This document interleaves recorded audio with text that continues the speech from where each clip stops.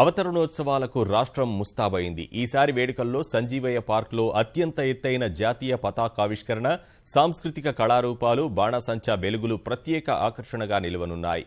లబ్ధిదారులకు రేపటికల్లా ఆసరా పింఛన్లు పంపిణీ పూర్తి చేయాలని పంచాయతీరాజ్ శాఖ ఆదేశించగా, ఉపాధి కూలీలకు మిఠాయిలు పంచాలని గ్రామీణాభివృద్ధి శాఖ ఆదేశించింది.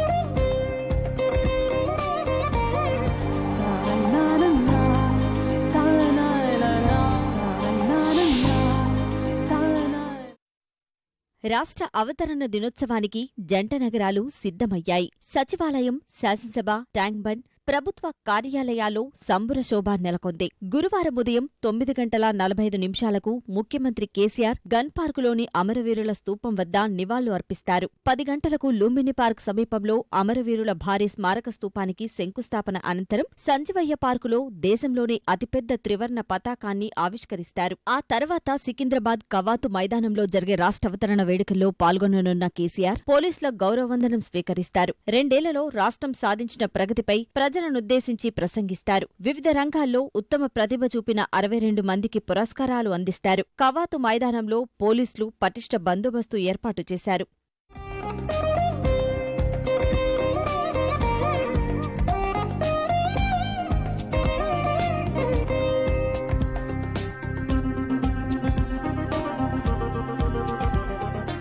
భారతదేశంలో అతిపెద్ద జెండా ఎంత ఉండాలి అనే దాన్ని మేము కూడా అనుభవపూర్వకంగా మేము ప్రభుత్వం వారి దగ్గరికి కొన్ని కొలతలు తీసుకెళ్ళడం జరిగింది.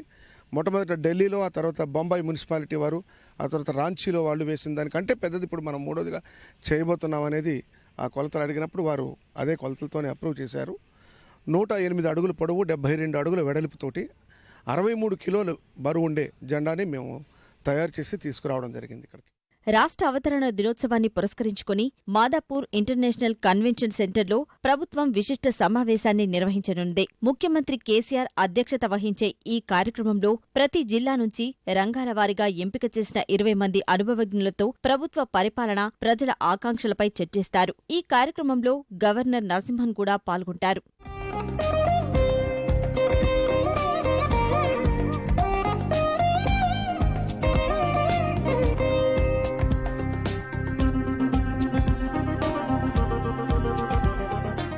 అవతరణోత్సవాల్లో సాయంత్రం సాంస్కృతిక కార్యక్రమాలు ప్రధాన ఆకర్షణ కానున్నాయి. ట్యాంక్ బండ్, రవీంద్ర భారతి సహా 20 కేంద్రాల్లో సాంస్కృతిక సారథి ఆధ్వర్యంలో కళారూపాలు ప్రదర్శించనున్నారు. జానపద గీతాలు, గుస్సాడి, లంబాడి, కొమ్ముకొయ్య, పులివేషాలు, బోనాలు, కోలాటం, మైనారిటీ సంక్షేమ శాఖ ఆధ్వర్యంలో కవ్వాలి, గజల్, ముషాయిరాలు జరగనున్నాయి.